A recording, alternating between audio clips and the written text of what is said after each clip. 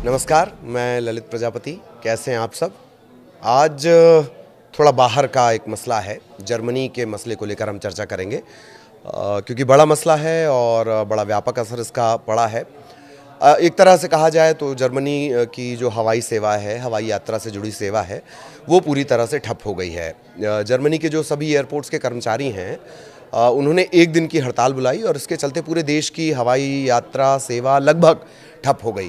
ख़ास बात यह है कि इस हड़ताल के चलते पूरे देश में 13 प्रमुख एयरपोर्ट पर 3,400 उड़ानें रद्द की गई हैं।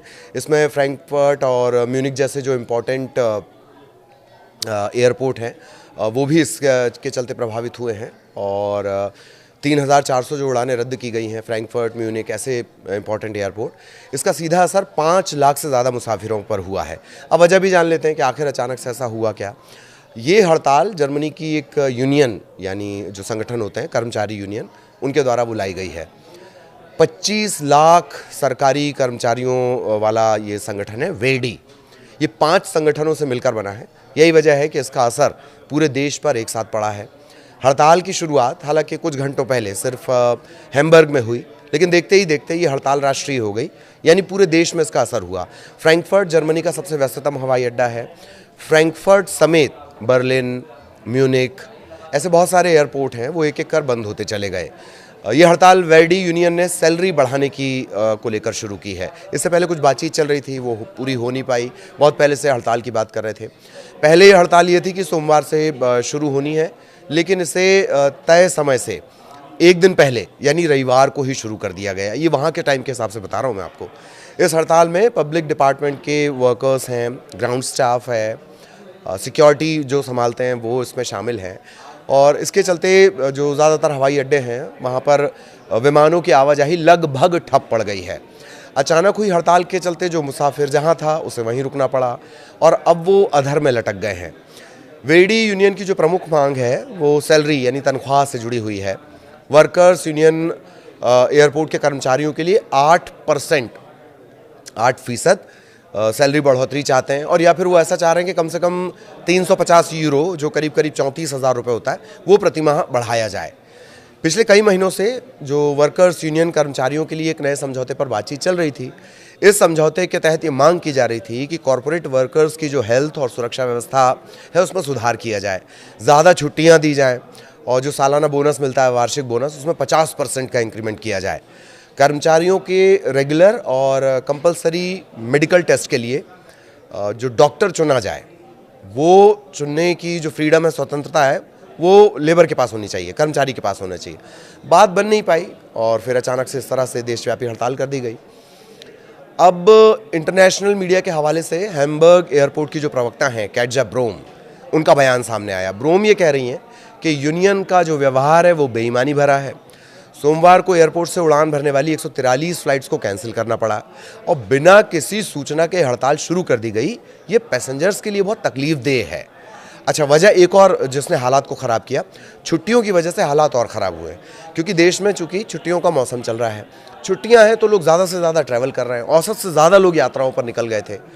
ब्रोम पैसेंजर्स की तकलीफ का हवाला देते हुए कह रही हैं कि हड़ताल उन हज़ारों पैसेंजर्स को परेशान करने वाली है जिनका इस पूरे मामले से कहीं कोई लेना देना नहीं है। अब वेडी यूनियन क्या कह रहा है, वो भी अपना बयान जारी कर रहा है। वेडी की तरफ से कहा गया कि हम ये मानते हैं कि इस हड़ताल से काफ़ी लोग प्रभावित होंगे, लेकिन सरकार से बेहतर नेगोशिएशन के लिए हमें ये परेशानी खड़ी करनी पड़ी।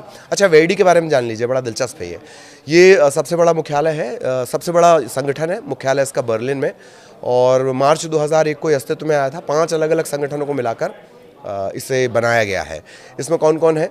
जर्मन वेतनभोगी कर्मचारी संघ यानी DAG, जर्मन पोस्टल यूनियन यानी GPG, व्यापार, बैंकिंग और बीमा संघ यानी HBV, मीडिया यूनियन यानी IG मीडिया, सार्वजनिक सेवा परिवहन और यातायात संघ यानी OTV, इन सबको मिलाकर ये बना है।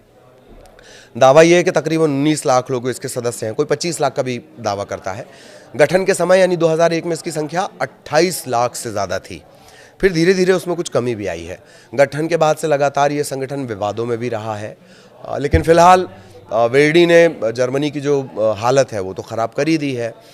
इधर यात्रियों को हवाई अड्डे पर ना आने और अपनी एयरलाइन या ट्रैवल एजेंट से अगर उन्होंने बनवाया है, रिजर्वेशन कराया, तो पहले उनसे कांटेक्ट करने की सलाह दी गई है ताकि उड़ान के रद्द होने या दोबारा बुकिंग के बारे में वो जानकारी ले सकें। फ्रैंकफर्ट हवाई अड्डे से मिली जानकारी के मुताबिक मंगलवार को भी इसी तरह के हालात रह सकते हैं, यानी फ़िलहाल हालात सुधरने की कोई गुंजाइश नहीं है। हालात सुधर जाए तो बहुत अच्छा, और अगर नहीं सुधरते हैं तो जो लाखों जो पैसेंजर्स हैं, जो जहाँ पर फंसा हुआ है वो वहीं पर फंसा रहेगा। अच्छा, दिक्कत ये है कि तमाम सुविधाएं मिल भी नहीं पाएंगी क्योंकि जो सारे कर्मचारी हैं वो स्ट्राइक में शामिल हो गए हैं। कुछ हवाई अड्डों की तस्वीरें और विजुअल भी आप देख पा रहे होंगे। तो एक तरह से जो व्यस्ततम जगह हैं, जैसे व्यस्ततम एयरपोर्ट है, वहाँ पर इक्का दुक्का कर्मचारी आपको नज़र आएंगे।